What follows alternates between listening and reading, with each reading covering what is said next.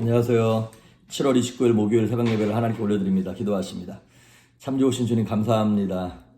천국의 시민권을 소유한 우리에게 이 땅에서도 누릴 수 있는 특권과 복을 허락하심으로 하나님을 의지하며 풍성하게 하심을 감사합니다.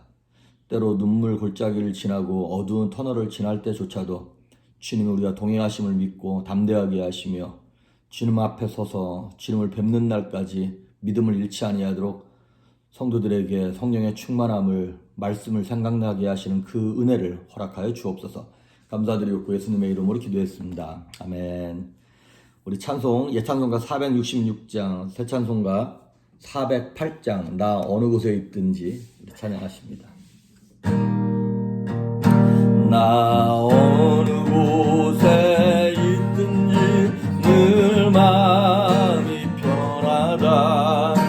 주 예수 주신 평안함 늘 충만하도다. 나의 마음속이 늘 평안해. 나의 마음속이 늘 평안해. 악한 죄 파도가 많으나 마음이 늘 평안해. 내 마음에 솟는 영생수 한없이 흐르니 목마름 다시 없으며 늘 평안하도다. 나의 마음속이 늘 평안해. 나의 마음속이 늘 평안해. 악한 죄 파도가 많으나 마음이 늘 평안해. 참되신 주의 사랑을 경험치 못하네. 그 사랑 내 맘 여시고 소망을 주셨네. 나의 마음속이 늘 평안해. 나의 마음속이 늘 평안해. 악한 죄 파도가 많으나 마음이 늘 평안해. 주 예수 온갖 고난을 옹소당했나. 주 함께 고난 받으면 멸류관 얻겠네. 나의 마음속이 늘 평안해. 나의 마음속이 늘 평안해. 악한 죄 파도가 많으나 마음이 늘 평안해. 아멘. 오늘 우리에게 주시는 말씀은 사도행전 22장 30절에서 23장 11절 22장 30절에서 23장 11절 말씀까지 제가 봉독해 올립니다. 이튿날 천부장은 유대인들이 무슨 일로 그를 고발하는지 진상을 알고자 하여 그 결박을 풀고 명하여 제사장들과 온 공회를 모으고 바울을 데리고 내려가서 그들 앞에 세우니라. 바울이 공회를 주목하여 이르되 여러분 형제들아, 오늘까지 나는 범사의 양심을 따라 하나님을 섬겼노라 하거늘 대제사장 아나니아가 바울 곁에 서 있는 사람들에게 그 입을 치라 명하니 바울이 이르되 회칠한다며 하나님이 너를 치시리로다. 네가 나를 율법대로 심판한다고 앉아서 율법을 어기고 나를 치라 하느냐 하니 곁에 선 사람들이 말하되 하나님의 대제사장을 네가 욕하느냐? 바울이 이르되 형제들아, 나는 그가 대제사장인 줄 알지 못하였노라. 기록하였을 때 너의 백성의 관리를 비방하지 말라 하였느니라 하더라. 바울이 그중 일부는 사두개인이요 다른 일부는 바리새인인 줄 알고 공회에서 외쳐 이르되 여러분 형제들아 나는 바리새인이요 또 바리새인의 아들이라. 죽은 자의 소망 곧 부활로 말미암아 내가 신문을 받노라. 그 말을 한즉 바리새인과 사두개인 사이에 다툼이 생겨 무리가 나누어지니 이는 사두개인은 부활도 없고 천사도 없고 영도 없다 하고 바리새인은 다 있다 함이라. 크게 떠들세 바리새인 편에서 몇 서기관이 일어나 다투어 이르되 우리가 이 사람을 보니 악한 것이 없도다. 혹 영이나 혹 천사가 그에게 말하였으면 어찌하겠느냐 하여 큰 분쟁이 생기니 천부장은 바울이 그들에게 찢겨질까 하여 군인을 명하여 내려가 무리 가운데서 빼앗아 가지고 영내로 들어가라 하니라. 그날 밤에 주께서 바울 곁에 서서 이르시되 담대하라. 네가 예루살렘에서 나의 일을 증언한 것 같이 로마에서도 증언하여야 하리라 하시니라. 아멘. 지금 이제 어제 사도 바울이 유대인들에 의하여 폭동같이 두들겨 맞을 뻔한 그 자리에서 이제 천부장이 와서 구해주고 천부장이 그 진상을 알아보기 위해서 재판도 없이 바울을 막 때리고 신문에서 고문해가지고 그 진상을 알아보려고 했어요. 그때 사도 바울이 뭐라 그랬냐면 나 로마 시민이다 라는 거를 그때 그 카드를 딱 사용함으로 이제 천부장이 함부로 할 수 없는 거예요. 그래서 천부장이 이 모든 진상을 알아보기 위하여 유대인의 가장 최고 의결기관인 사내들인 공회같이 그런 공회를 모았어요. 거기에 뭐 대제사장들, 제사장들, 그 다음에 막 바리새인들, 서기관 이런 사람들이 다 모여 있는 거예요. 그랬을 때 바울이 이제 역시 그 자리에서도 뭐 자신이 무죄하다라는 걸 증명할 뿐만 아니라 자기가 할 수 있는 복음을 전할 수 있는 그 모든 찬스로 삼아서 얘기하는 거예요. 1절에 보면 형제들아 오늘까지 나는 범사의 양심을 따라 하나님을 섬겼다라고 딱 말을 딱 꺼내자마자 이제 그 옆에 있던 대제사장이 이렇게 얘기하는 거예요. 2절에 보니까 대제사장 아나니아가 바울 곁에 서 있는 사람들에게 그 입을 쳐라. 사도 바울 예수 믿고 난 다음에 어디를 가라 이렇게 고난을 당하고 두들겨 맞고 모욕을 겪고요. 이런 것만 보면 이거 목회해야 되나 뭐 선교사 해야 되나 이런 생각이 들 때가 많죠. 말 시작도 안 했는데 그 입을 쳐라 이렇게 지금 대제사장이 얘기를 했어요. 자, 이 대제사장이 왜 이렇게 분노했냐면 몇 가지 뭐 얘기도 들었겠지만 사도 바울이 얘기하는데 이미 다 걸려버린 거예요. 거기 뭐라고 얘기하면 사도 바울이 형제들아 이렇게 얘기했어요. 유대인들은 자기들의 가장 중요한 세 가지가 있는데 첫째가 뭐냐면 선민사상이에요. 근데 사도 바울 같이 이단 같은 존재가 형제들아, 그리고 앞에 22장 앞부분 저쪽에 보면 부형들아 이렇게 부르잖아요. 못마땅한 거예요. 너 같은 게 어떻게 우리랑 같이 그런 선민이 될 수 있냐라는 것이 못마땅한 거예요. 그리고 바울이 뭐라고 얘기했냐면 내가 양심을 따라 살았다는 거예요. 양심을 따라서 하나님을 섬겼다. 그런데 유대인들이 제일 중요하게 생각하는 건 율법이잖아요. 율법을 따라서 하나님을 섬겨야 되는데 양심을 따라 섬겼다고? 이게 말이 안 되는 거예요. 그러면서 내가 여지껏 하나님을 섬겼다 막 이런 걸 얘기하니까 그 유대인들의 어떤 제일 중요한 것이 율법이고 전통이잖아요. 근데 이게 못마땅한 거예요. 사도 바울이 얘기하는 걸. 그러니까 너무 분노해가지고 아직 조사 시작도 안 했는데 사도 바울이 자기 변론 하지도 않았는데 그 입을 쳐라. 여러분 이거 불법입니다. 뭐 얘기를 듣고 뭐 이건 유죄 그러면 곤장 몇 대 뭐 이렇게 나와야 되는데 아직 끝나지도 않았는데 그 입을 쳐라. 그랬더니 뜻밖의 말이 사도 바울 입에서 나와요. 3절에 바울이 이르되 회칠한 담이요. 여러분 이거 너무 통쾌하지 않습니까? 이 회칠한 담이요. 이게 되게 뭐랄까요? 이거 요즘 이렇게 말이 생각이 안 나는지 모르겠는데 이 회칠한 담이요 하나님이 너를 치시리로다. 네가 나를 율법대로 심판한다고 앉아서 율법을 어기고 나를 치라 하느냐? 여러분 너무나 통쾌하긴 하죠.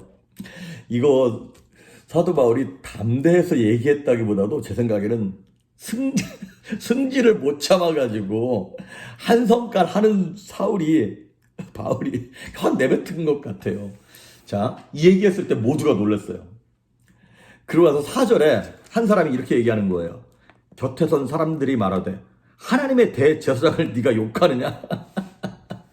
그냥 평범한 뭐 이렇게 검사나 누가 얘기한 것이 아니라 이스라엘 전체에서 그러니까 왕 뭐 헤롯 왕이나 이런 사람을 빼놓고는 가장 어찌 보면 이스라엘 백성들에게 가장 큰 영향력을 끼치고 권위가 있는 사람이 누구냐면 바로 대제사장입니다. 정치적, 종교적, 사회적으로. 그러한 대통령 같은 위치에 있는 사람한테 사도 바울이 거의 욕하다시피 이 회칠한 무덤아 이렇게 얘기한, 이 위선자 새끼야 이렇게 얘기한 거나 마찬가지예요. 따지고 보면. 야, 저분이 대제사장이야 그랬더니 5절 사도 바울이 오늘 왜 이렇게 웃기죠? 죄송합니다. 5절에 사도 바울이 진짜 태세 전환이 너무나 빨라요. 이렇게 얘기해요. 바울이 이르되 형제들아 나는 그가 대제사장인 줄 알지 못하였노라.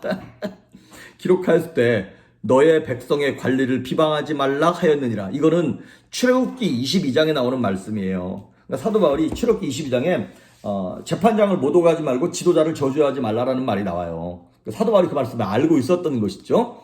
난 몰랐다 이렇게 얘기하는 거예요. 근데 저는요 이걸 보면서 사도 바울이 정말 몰랐을까? 여러분, 사도 바울은 율법과 그 다음에 율법 사회, 그 다음에 법에 정통한 사람입니다. 그리고 그런 법정이나 공회가 딱 열렸을 때 어느 자리가 대제사장 자리인지, 어디가 서기관 자리인지, 뭐 여기가 지금 바리새인 그룹인지 사두개인 그룹인지 이따 보면 아시겠지만 알았어요, 사도 바울이. 근데 사도 바울이 내가 모르고 그랬다, 이거는 거짓말인 것 같아요, 제 생각에. 근데 이제 학자들은 두 가지 이유가 있다고 얘기해요. 첫째는 사도 바울이 눈이 나빠서 그랬다. 사도 바울이 예수님 처음 만났을 때 눈이 3일 동안 멀었잖아요. 그리고 아나니아가 기도해줬을 때 눈에서 비늘이 벗겨졌거든요. 그러고 난 다음에 성경 곳곳을 보면 사도 바울이 눈이 나빴던 증거들이 있어요. 무엇을 성경을 기록했을 때 자기가 기록하지 않냐고 대필하게 했어요. 그리고 마지막에 자기가 사인처럼 자기 이렇게 내가 이렇게 큰 글씨로 너희한테 문안한다 이런 말이 나와요. 그러니까 눈이 나빠서 대제사장이 안 보였을 수도 있겠다라고 하는 것이 첫 번째 익스큐즈고요. 근데 이제 존 칼빈 같은 사람은 이렇게 얘기했어요. 이건 사도 바울이 일부러 그런 거다. 모르겠어요, 뭐 명확한 거는. 자, 근데 사실 여기 나와 있는 대제사장이 거기 함께 모여있던 바리새인이나 사두개인들보다도 더 악한 놈이에요. 더 나쁜 놈이에요. 그런데 그럼에도 불구하고 성경은 하나님이 기름 부어 세웠기 때문에 존중하라라고 하는 그런 큰 기조가 있습니다. 그러니까 어찌 보면 사도 바울이 말한 것은 속이 통쾌하긴 한데 이것이 꼭 옳은 것인지는 잘 모르겠다는 것이죠. 그러니까 6절에 보면 이렇게 얘기해요. 바울이 그중 일부는 사두개인이요 다른 일부는 바리새인인 줄 알고 공회에서 외쳐 이르되 여러분 형제들아 나는 바리새인이요 바리새인의 아들이다. 죽은 자의 소망 곧 부활 때문에 내가 지금 이렇게 여기 신문 받고 있는 거다라고 이렇게 얘기하는 거예요. 자기가 대제사장 욕한 문제가 더 이상 불거지지 않도록 거기서 바로 이 대화의 화제를 확 바꿔버리는 거예요. 가만히 보니까 한쪽은 바리새인, 한쪽은 사두개파 그룹이 딱 포진하고 있는 거예요. 이게 한국으로 따지면 여당과 야당이 그 주제가 옳으냐 그르냐 갖고 싸우는 거 아니죠. 진짜 자신들의 명분 갖고 싸우는 거잖아요. 그런 것처럼 보니까 바리새인들은요 이거예요. 여기 6절의 뒷부분에 나와 있는 것처럼 나는 죽은 자의 소망과 부활 때문에 내가 신문받는 거다. 바리새인들은 천사, 천국, 영, 부활 이런 거 다 믿어요. 그런데 사두개인들은 이런 걸 안 믿어요. 사두개인들은 천사도 안 믿고요. 내세도 안 믿고요. 그러면서 어떻게 이렇게 사두개파가 이게 사실 종교 그룹이거든요. 근데 이것이 변질돼가지고 나중에 정치 그룹이 되고 경제 그룹이 된 거예요. 그러니까 가짜 크리스찬인 거죠, 따지고 보면. 이제 이 두 그룹이 서로 대치하고 있는 걸 딱 보고 화제를 변화시키기 위해서 둘이서 싸우게 만드는 거예요. 그래서 나중에 보시면 이 바리새인들이 일어나가지고 야 사도 바울 이 바울 얘기를 들어보니까 틀린 게 없는데? 뭐 이렇게 막 변호하기 시작하는 거예요. 그랬더니 사두개파 사람들이 또 일어나가지고 뭔 소리냐 그럼 막 둘이서 엄청 이제 싸우는 거죠. 어느 정도 신랄하게 싸웠냐면 9절에 보니까 크게 떠들새 바리새인 편에서 몇 서기관이 일어나 다투어 이르되 우리가 이 사람을 보니 악한 것이 없다. 혹 영이나 혹 천사가 그에게 말했으면 어찌하겠느냐. 10절 큰 분쟁이 생기니 천부장은 바울이 그들에게 찢길까 하여 밑에 보면 무리 가운데 빼앗아가지고 얼마나 치열하게 두 그룹이 싸웠는지 바울이 찢겨질 것처럼 싸우더라는 것이죠. 자, 오늘 제가 드리고 싶은 말씀은 뭐냐면 사도 바울이 임기응변으로 우리가 흔히 말로 EJ라 그러죠. 오랑캐를 사용해가지고 적을 무너뜨릴 때 내가 싸우는 게 아니라 또 다른 적을 끌어들여가지고 그 사람끼리 싸우게 만드는 거예요. 인간적으로 보면 좀 지혜롭고 똑똑한 방법이라고 생각되어질 수는 있는 것 같아요. 그런데 이 인간적인 말 그대로 사도 바울이 쓴 방법은 인간적인 지혜였어요. 그러니까 이것이 잘못된 행동이라고 말할 수는 없지만 최선의 방법은 아니었던 것 같아요. 이 바울이 여기서 머리 쓴 걸로 말미암아 요 당시에는 그 위기를 모면하긴 했어요. 하지만 효과는요 별로 없었어요. 왜냐하면 궁극적으로 보면 나중에 쭉 13절에 내려가 보면 아시겠지만 사도 바울을 죽이겠다는 사람이 40명이 나타나요. 동맹을 맺어가지고 바울을 죽이기 전에는 먹지도 않고 마시지도 않겠다고 굳게 맹세한 사람들이 40명이나 더 생겨버리는 거예요. 그러니까 사도 바울이 비록 머리를 쓰긴 썼지만 이것이 최선의 방법 같지는 않다는 것이죠. 또 한편으로는 사도 바울이 얼마나 두려웠으면 이러한 방법을 썼을까. 그리고 또 한편으로는 인간적인 모습이 좀 느껴지긴 해요. 얼마나 겁이 났으면 이 상황에서 사도 바울 같은 사람도 인간적인 지혜를 사용해서 거기를 모면했을까 싶은 것이죠. 마치 무슨 느낌이 드냐면 다윗이 어딥니까? 블레셋 그 땅에 가가지고 그 가드 지역의 왕 앞에서 미친 척 하면서 막 침을 흘리면서 그러잖아요. 그렇게 하면서까지 그 자리를 벗어난 것 같이 사도 바울도 인간적인 지혜를 사용한 거예요. 그러니까 왜 그랬다고요? 두려워서. 그렇습니다. 두려움은 우리가 사실 올바른 판단을 하지 못할 때가 참 많습니다. 그렇게 두려워했기 때문에 11절 그날 밤에 주께서 바울 곁에 서서 이르시되 담대하라. 네가 예루살렘에서 나의 일을 증언한 것 같이 로마에서도 증언하여야 하리라 하십니다. 그러나 하나님이 바울에 뭐 그렇게 잔머리를 썼어 이렇게 책망하지 않으셨어요. 그 대신 하나님 나타나셔서 위로해 주시는 거예요. 걱정하지 마. 두려워하지 마. 근데 위로만 하고 끝났다면 그냥 잠깐 위로받고 그냥 낙심하고 그랬을 것 같아요. 그런데 무슨 말씀을 더 해주시냐면 네가 예루살렘에서 복음 전했지 간증했지 그런 것처럼 너 로마에도 갈 거야. 그러니까 너 여기서 찢겨서 죽지 않아. 너 망하지 않아. 걱정하지 마 라고 말씀하시면서 사도 바울에게 사명을 허락하시는 거예요. 어디까지? 너 로마까지 가야 돼. 사도 바울에게 비전을 허락하시는 것이죠. 그렇습니다. 우리가 이 땅을 살아가면서 최선의 방법은 아닌데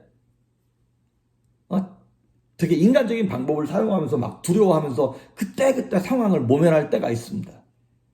근데 여러분 그렇게 살았다 그래서 그러고 생각할 때마다 자다가도 벌떡 일어나는 이불킥 할 때가 있잖아요. 내가 그때 왜 그랬을까? 막 내가 했던 행동, 말에 대해서 막 수치스럽다고 느끼고 내가 그때 왜 그랬을까? 막 도망가고 싶을 때가 있을 것입니다. 그러한 인생들에게 예수님 나타났을 때 말씀하시는 게 이거예요. 두려워하지 마. 걱정하지 마. 고린도 후서에 보면 이런 말씀이 있죠. 너희가 사방으로 우겨싸움을 당하여도 쌓이지 아니하고 답답한 일을 당하여도 낙심하지 아니하고 핍박을 받아도 버림받지 아니하고 거꾸러뜨림을 당하여도 망하지 않는다는 거예요. 그렇습니다. 하나님이 우리를 그렇게 보호하시면서 버텨내라는 거예요. 왜? 로마까지 갈 거니까. 그 영광을 이뤄낼 거니까. 저와 여러분에게 주신 하나님의 꿈이 있고 비전이 있죠. 그거 붙들고 우리가 낙심하지만 않으면 돼요. 그러면 하나님이 거기까지 인도하게 하십니다. 시편 127편 28절에 보니까 저희가 근심 중에서 여호와께 부르짖음에 고통에서 인도하여 내셨고 광풍을 평정하시며 그 물결로 잔잔하게 하실 거라고 하나님이 약속하십니다. 그러니까 우리가 잊지 말아야 할 것은 나의 로마가 어디냐는 것이죠. 내가 가야 할 그 로마까지 하나님이 저와 여러분을 인도하실 거예요. 하나님의 열심히 아브라함을 믿음의 조상으로 만들어 주셨던 것처럼 하나님께서 저와 여러분에게 주셨던 그 로마가 강하게 하고 담대하게 하며 버텨내게 하실 것입니다. 비록 꾸역꾸역 정말 창피하고 부끄러운 일 과정 속에서도 여러분 주님을 붙잡고 오늘도 끝까지 인내하는 여러분 될 수 있기를 주의 이름으로 축복합니다. 기도하십니다. 좋으신 주님 감사합니다. 수염에 침을 흘리며 그 위기를 모면했던 수치스러웠던 다윗의 모습처럼 자기가 찢겨져 나갈 것 같은 두려움 때문에 인간적인 지혜를 사용해서 위기를 모면했던 바울처럼 우리도 영적인 최선의 방법이 아님에도 불구하고 두려워서 인간적인 방법으로 그 상황을 모면했던 모습들이 있습니다. 하나님 불쌍히 여겨 주시옵소서. 다시는 인간적인 방법들을 사용하지 아니하고 주님께서 주시는 영적인 방법을 사용할 수 있는 지혜를 주시고 능력을 주시며 생각나는 말씀을 허락하여 주시옵소서. 우리에게 주신 로마를 바라보면서 끝까지 인내하고 소망하기를 간절히 소망하며 예수님의 이름으로 기도했습니다. 아멘.